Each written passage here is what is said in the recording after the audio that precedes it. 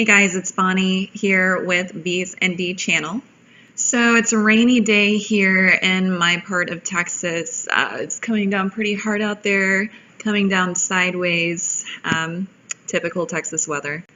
I figured that I would go ahead and make another video and get it posted because I kind of just wanted to talk about the process that I take whenever I do release a book. And I want to talk about why I feel like certain steps of that process are important in order to get your work seen. I think the first thing to remember and the most important thing to remember whenever you go into writing a story, that's the first step, right? Is getting your work, getting it finished, getting it complete, having a finished manuscript and going from there. So the first step is finishing your work. Going into it with the mindset that you are not writing that story to cut a paycheck. You're writing that story for the sake of the story. That's all you're writing it for. And I think the most important thing to remember is that you're writing that story for you. It all begins with you and why you have decided to craft this particular story. There's a reason why you decided to write it. So now that you have your story finished, you have to go through the process of revisions and editing and all of that jazz. You're probably going to go through over and over again and make so many different changes, and that's just all part of it, unfortunately. Once you've made your own revisions, your work is typically going to go to your editor. Your editor will get with you and they will let you know what it is that you need to fix with your work. And at least having a proofer is so extremely important. I don't care, if you're, even the big dogs like Stephen King, Dean Koontz, they need an editor. Every author needs an editor. It's such an important part of the process because whenever you're staring at so many words, of course, you're going to miss things. It just happens. And it's very different whenever it's somebody else entirely different that's taking a look at your work and critiquing it. So it's extremely important to at least have a proofer. But I would highly recommend to have an editor to make sure that your work is the best that it can be. Unfortunately, there are time restraints. I actually had some time restraints with my latest book. So I had a proofer and betas and whatnot before I actually sent out my advanced reader copies and before I actually sent it to my editor because I'm on a time crunch right now. The reality is that life happens, unfortunately. So once your work goes through your editor, you guys get it polished up, then you're going to look into getting a team of readers. And you can either choose to have beta readers read it before your editor gets a hold of it or after your editor gets a hold of it. I've had both, to be honest.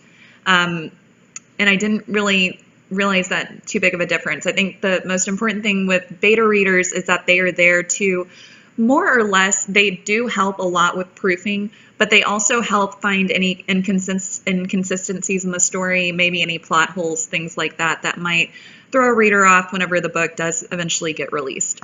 So once you get that beta feedback in, you apply your beta feedback, then generally a couple of weeks before your book releases, you're going to send out advanced reader copies, and as we call them in the indie world, we call them ARCs.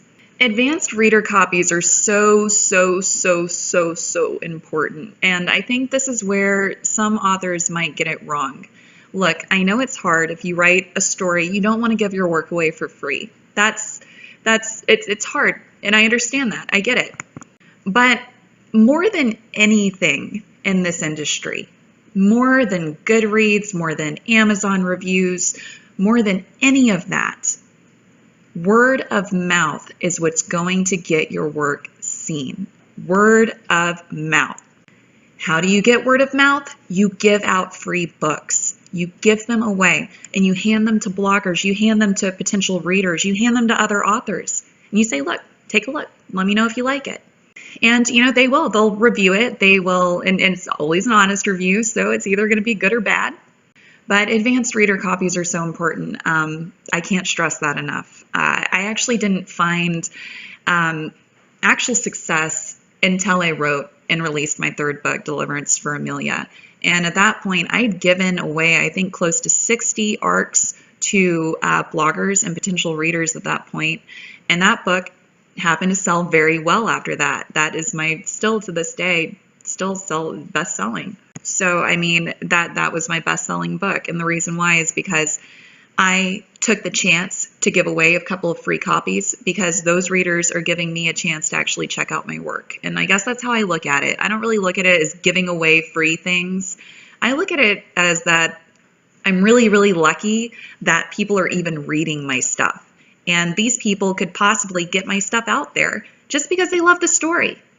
So once your ARCs go out, generally that's going to happen a couple of weeks prior to release day. And then release day comes, and you are going to be a wreck, most likely, unless you're just really chill, which I'm a pretty chill person, but yeah, it kind of freaks me out every single time that I release a book. You never know in this world, and I guess you have to do away with guaranteeing yourself in your mind, or you know, giving yourself the idea that your book is going to be incredible. The reality is that you have to build your way to earn a fan base. You have to build your way to earn readers. You have to build your way to have authors support you, other authors support you. You have to build your way to have blogs support you and whatnot. That takes work. It takes a few books under your belt in order for that to happen. So your first book, that is your debut book. So it makes it even more important to make sure that that book is absolute perfection. And then whenever you're done and you release that book, it starts all over again. So I kind of wanted to just post a video and let you guys know about the process of, or how my process is whenever I do release a new book. But it's different for everybody. Ultimately, you have to figure out what makes sense for you. You have to figure out what it is that is going to get your work seen. The most important thing, though, is to remember that there are two types of writers. There are writers who sit down to write a story to cut a paycheck, and then there are writers who sit down to write a story to write a story. And you kind of got to figure out where you fall in that category, and what category you fall in. As with any art, you know, obviously those people that are sitting down to write a story, just to write a story because they love writing, those people are still concerned about making money, obviously. They want to be able to continue to create those stories. The most important thing to remember is that being an author does not mean that you're going to get rich quick, because that's just not how it works.